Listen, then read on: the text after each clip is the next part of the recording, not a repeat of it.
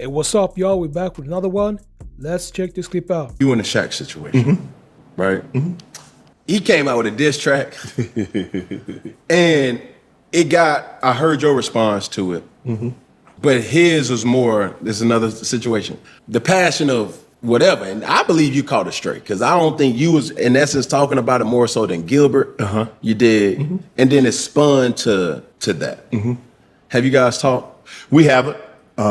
SHAQ feels the way he feels, and he's perfectly fine to feel that way. I said what I said. I still think SHAQ is a phenomenal basketball player, even though, he minimized my career. I'm fine. The thing is, what I'm able to do, Cam, is that when I lay my head on a pillow at night, I know all I could get out of my career was 3 Super Bowls, a Hall of Fame, and at the time of retirement, on all the tight end records. That's all I could get out of my career. That was it. That was my competition. A 7th round draft pick that made it on the last cut, was the last guy to make the team, made the Hall of Fame. That was all I could get.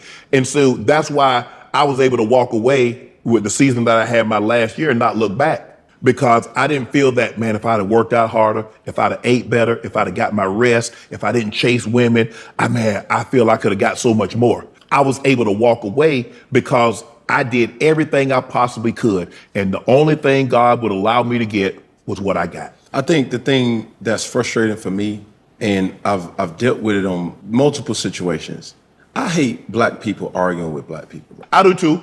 You know what, and I'm learning, Cam, is that I don't have to have an opinion on everything publicly. Some things I can just keep to myself. Are you sure about that? Oh, no. He might not ever admit this, but SHAQ see these guys winning these MVPs and a little envious.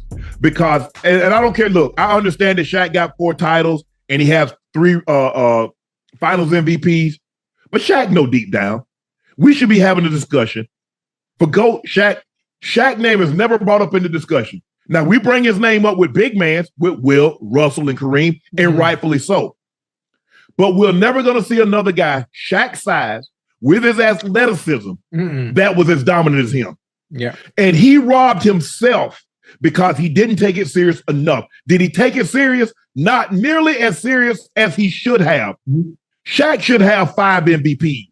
SHAQ should have 7 titles. And I think he sees a guy like Nikola Jokic that's not as dominant as him, and he gets 3 and 4 years. Yeah. And people are talking about him. And they talk about him dominant big man.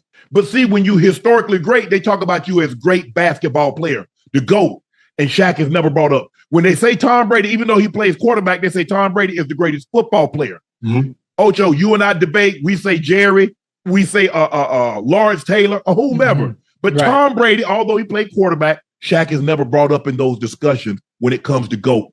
He's never in front of Magic. He's never in front of LeBron. He's never in front of Jordan. He's never in front of Kareem. He's never really in front of Russell. When we talk about GOATs, those Mount Rushmore. And I think a part of him is envious of that. But he doesn't have anybody to blame but himself. But do you think it's because he's a center, though? Obviously, when we talk about the GOAT conversation, Nikola Jokic is a center. Kareem is a center. But okay. Kareem got 6. When I think of Russell Jokic, got 5. Chamberlain got 4. What are we talking about here? Magic got 3. Bird got 3. Moses Malone was a center. He has 3. Those awards hurt him. They irritate the hell out of him. Yes, it's the MVPs, Gil. It's the MVPs because he only have 1. And that's my argument. You and I debated this. It's hard for me to put somebody in the GOAT conversation with 1 MVP regular season. It's hard, Gil. Yeah, it's hard. So we're going to take somebody with 1 regular season MVP and put him in front of people that got 3, that got 4, but they got 5. Is he supposed to have more MVPs? That's his fault. Right. I might have felt or thought the way I thought about SHAQ in that moment. I didn't have to verbalize it. Yeah. Have I met SHAQ on occasions? Yeah. Were we cordial to each other? Yeah.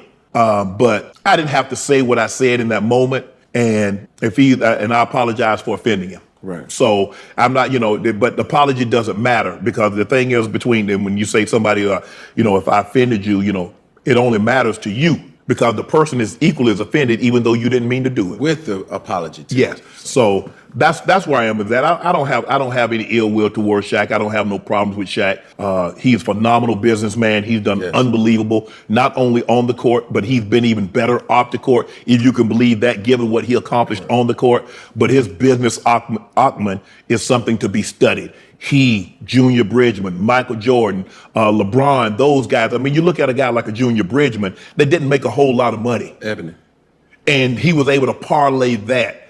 Shaq, to do what he's been able to do. Those guys should be studied. The NBA should bring guys like Shaq and Junior Bridgman and those guys that played those sports and that's become successful, bring them back so the younger guys could understand what it takes, because you're not going to play the likelihood of you playing as long as LeBron James is not very good. So take care of your money and then think about the next transition into the next phase. Hey, what's up, y'all? So I want to thank y'all so much for tapping in with me. In the clip I just showed y'all, that was Cam Newton and Shannon Sharpe. So best believe that you need to check out Cam's podcast, because it's really some great topics that they bring up.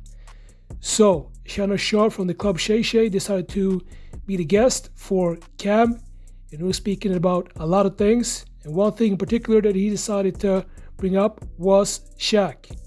And he mentioned that he doesn't want to voice his opinions when it comes to other people. As y'all saw in the clip I just showed y'all, that's what he likes to do. It's actually the opposite. He likes to voice his opinions when it comes to other athletes. And the reason why is he's a sports analyst, and he needs to do that in order to be relevant. And I actually like Shannon, but the one thing that I disagree with is that he said that he doesn't like to talk about other athletes, but that's something that he does every show. And I'm here for it, because I think that it's fun when he and Ocho Cinco or Gil decided to speak about current topics in the sport world. And in the interview, he also mentioned that he gave everything for his NFL career. He ate the right food, he went to bed at the right time, and he worked out all the time, on the pitch and off the pitch.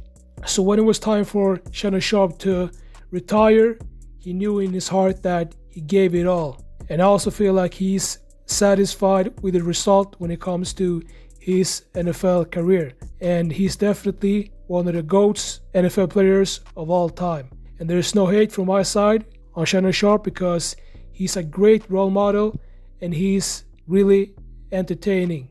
But the only thing that I want to say about Shannon is them tights are definitely too tight. Come on, Unc. You need to get yourself some baggy pants, because those ties are too tight, man. So yeah, that's everything that I had to say about this interview that I did with Cam Newton. So I want to know what y'all think about this. What do you think about this interview that Shannon Sharpe did with Cam? Do you think it was a good interview or not? Let me know in the comment section. So hope you all have a great day, and I'll see you in the next videos.